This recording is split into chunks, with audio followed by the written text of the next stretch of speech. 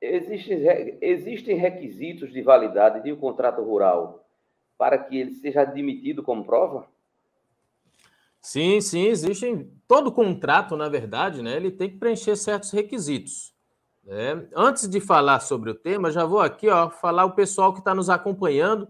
Uma boa noite especial para Marli, para Graziele, Elisa, temos aqui também o Samuel, quem mais? Deixa eu ver, Mariana, Catarina, Gesivaldo, José Stefano, Priscila, Elga. Elga sempre está acompanhando a gente, já perceberam?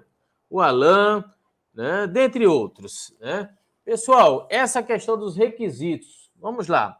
Como se trata de um contrato, obviamente, os primeiros requisitos devem ser aqueles da lei civil, né? Sabemos que todo e qualquer contrato, para ser válido, tem que ter o agente capaz, o objeto lícito, possível, determinado ou determinável, e a forma prescrita ou não defesa em lei, ou seja, não proibida pela lei. Atendidos esses requisitos, né, que são requisitos de validade de todo e qualquer contrato, nós vamos ao que interessa para a gente aqui, que são aqueles requisitos para que ele valha como prova da atividade rural perante o INSS. O que interessa para a gente é isso, né?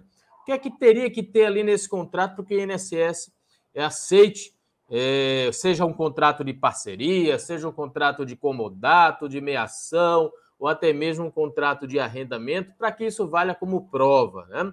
O João Paulo já citou aí, que é um dos principais, é justamente a questão do reconhecimento de firma, né? O próprio IN 128, já no seu artigo 116, fala isso.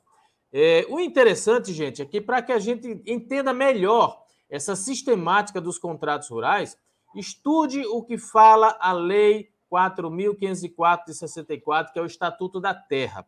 O Estatuto da Terra disciplina de forma pormenorizada os contratos de parceria, o contrato de arrendamento, enfim, os contratos rurais, tá?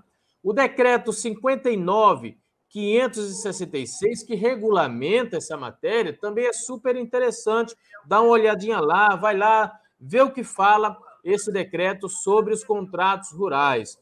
Mas a própria IN 128 já disciplina também a matéria lá no artigo 110, no artigo 112 e no artigo 116, e também a portaria 990, lá no seu artigo 76 e artigo 93, está havendo, acho que, uma interferência aí. Está havendo uma interferência aí da minha fala. Alguém está com... Ô, Alisson, acho que é no... Será que alguém está com o celular ligado aí? Está pegando? Beleza? Pronto, acabou a interferência. Então, vamos lá. Voltando. Então, é muito interessante não só ver o que dispõe a IN 128 e a portaria 990, como eu falei, a portaria no seu artigo 76 e 93, e a IN lá no 110, 112 e 116, mas também, tá, estudar o Estatuto da Terra e o Decreto 59.566, porque são justamente essas disposições em que você vai ficar por dentro de todos os requisitos necessários para os contratos rurais, né? Eu diria que, dentre os requisitos, para que ele valha como prova, né, que é o que a gente quer explicar aqui, primeira coisa, se tratar de um segurado especial, aí a gente tem que atentar para uma questão, que é, por exemplo, se ele está outorgando a terra, não importa se é em parceria, não importa se é em comodato ou se é em meação, mas se ele é o outorgante, ele não pode ceder. O outorgante é aquele que cede a terra, tá, gente? Ele do que 50% da terra. Então, isso aí tem que estar atento para isso.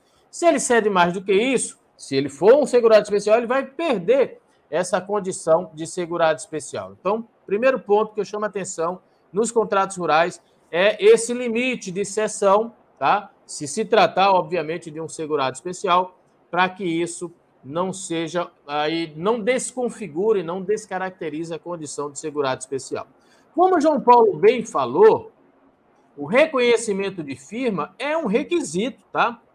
Veja, não é um requisito dos contratos, não está isso na lei civil, mas é um requisito para que esse contrato rural, os contratos de outorga de terra, que é o que interessa para a gente aqui, para que ele valha como prova. João Paulo explicou de forma muito clara, tá?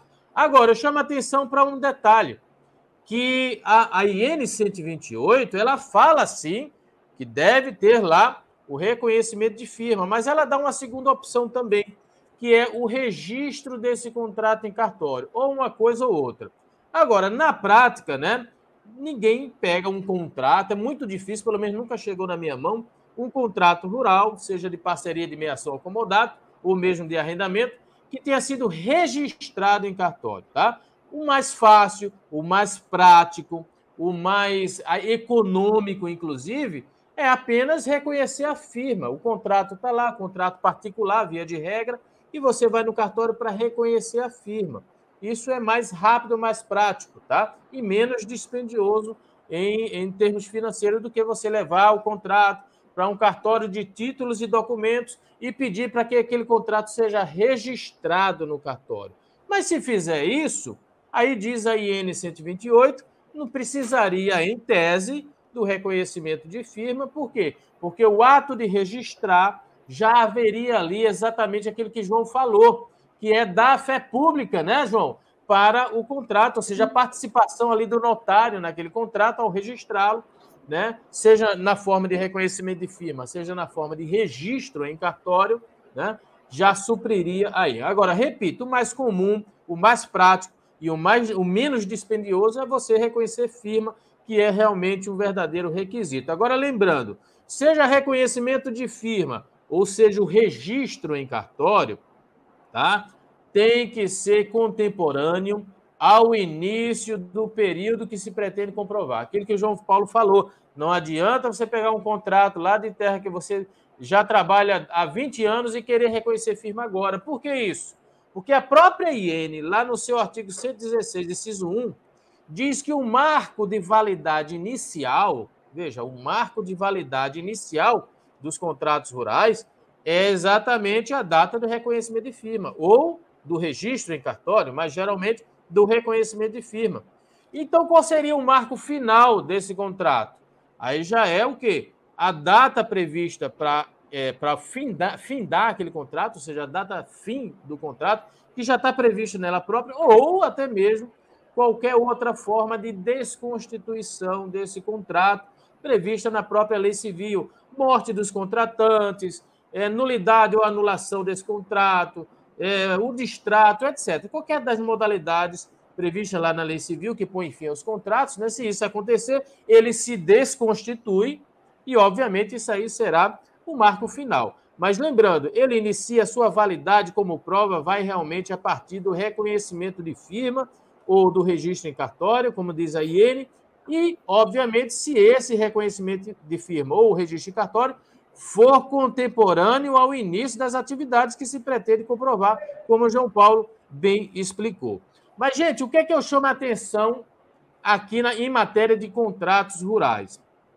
Vejam, lá na própria IN, dispõe que há provas que têm efeito permanente.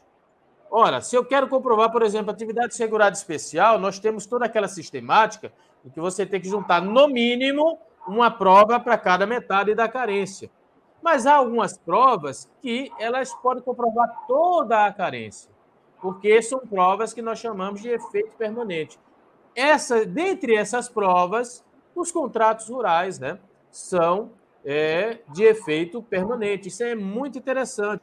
Daí porque a gente sempre fala aqui na Rede Previdência e lá no Trio Rural, que uma das melhores provas, além daquelas que comprovam propriedade, que comprovam comercialização da produção, é essa que são os chamados contratos de outorga, né? Contratos rurais de outorga de terra.